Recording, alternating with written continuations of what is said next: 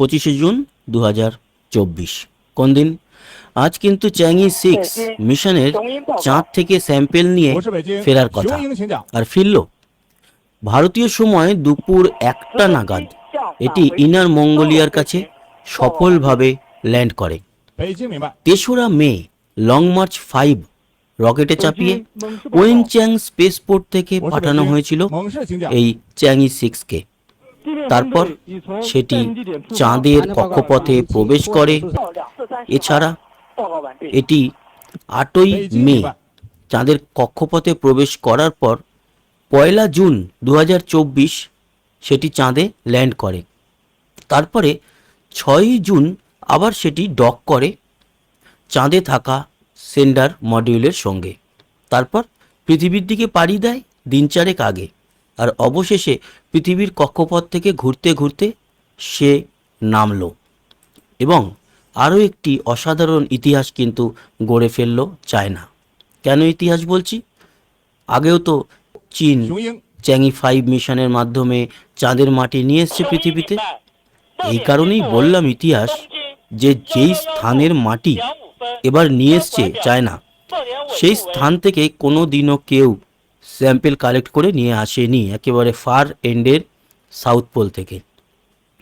আর সেই অদ্ভুত সুন্দর দৃশ্য দেখতে পাচ্ছেন, যেরকমভাবে আস্তে আস্তে করে প্যারাশুটে করে নেমে আসছে মডিউলটি। এই মডিউলের মধ্যেই রয়েছে কিন্তু চাঁদের মাটি। অনেকটা দেখে আপনাদের মনে হচ্ছে না, মানুষ যখন নামে যেরকমভাবে মডিউলে সে ল্যান্ড করে কাজাকিস্তানে, সেরকমই বিষয়টা একই। তবে এর মধ্যে মানুষ নেই, রয়েছে চাঁদের মাটি। আর আরও একটা পার্থক্য, মানুষ যখন নামে 3 জন বা কখনো 4 জন, প্যারাশুট থাকে কিন্তু আরও অনেক বেশি। 3খানা প্যারাশুট থাকে বড় বড়, এখানে একটা। কারণ কন্টেনারটা যে খুব বেশি ওজন তাও নয়। আমরা দেখতে পেলাম যে খুব সুন্দরভাবে সেটি নেমে এলো। এই মডিউলের সামনেও কিন্তু রয়েছে হিট সিঙ্ক, মানে পৃথিবীর বায়ুমণ্ডলে প্রবেশ করার সময় আগুন জ্বলে যায় প্রবল ঘর্ষণে। মানুষ যখন আসে তখনও একই ঘটনা ঘটে। এর জন্য সামনে একটি বর্ম রয়েছে, যা কিনা রক্ষা করে মডিউলটিকে পুরো এই বায়ুমণ্ডলে লেগে যাওয়া আগুন থেকে। আর প্যারাশুট কিন্তু তখন খোলে না, কারণ তখন যদি প্যারাশুট খোলে তো একে তো বায়ু ওখানে নেই, তার জন্য প্যারাশুট কাজও করবে না, আর প্যারাশুটটা জ্বলে একেবারে নষ্ট হয়ে যাবে। তাই বায়ুমণ্ডলে প্রবেশ করার পর আগুন নিভলে তারপরে প্যারাশুট খোলে।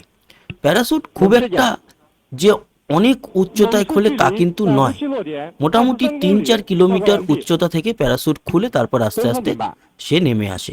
দেখলেন সে অসাধারণ ল্যান্ডিংয়ের দৃশ্য। আর এই সময় একে যে কালেক্ট করবে যারা, তারা কিন্তু যে কেউ গিয়ে ধরতে পারবে না। তার কারণ হচ্ছে চাঁদ থেকে এসছে, হতেও পারে কোনো না কোনো জীবাণু নিয়ে এসছে পৃথিবীতে, বলা তো যায় না। তার জন্য এখনই যে একে কালেক্ট করে নিয়ে চলে গেছে তা নয়, সাকসেসফুলি ল্যান্ড করেছে সেই খবর চায়না জানিয়ে দিয়েছে এবং বলে দিয়েছে যে হ্যাঁ, আমাদের মিশন কমপ্লিট।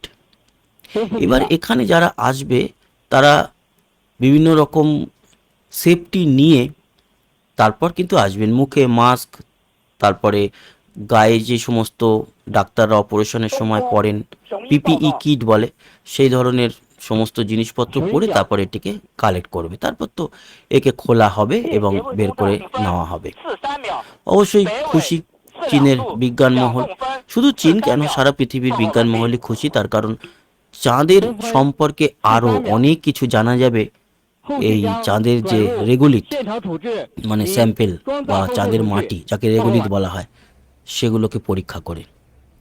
আর চীনের যে মহাকাশ গবেষণার প্রধান, তিনিও কিন্তু সারা দেশবাসীকে সংবর্ধনা জানিয়েছেন এবং অনেক অনেক ধন্যবাদ জানিয়েছেন তাদের পাশে থাকার জন্য। তো বন্ধুরা, এই ছিল আপনাদের জন্য সেই অসাধারণ ভিডিও। কেমন লাগলো জানাতে ভুলবেন না, সঙ্গে থাকবেন সাবস্ক্রাইব করে, লাইক শেয়ার করবেন, কমেন্ট বক্সে আপনার গুরুত্বপূর্ণ মতামত জানাবেন। আসি আবার দেখা হবে, সবাই ভালো থাকবেন, সুস্থ থাকবেন, টাটা।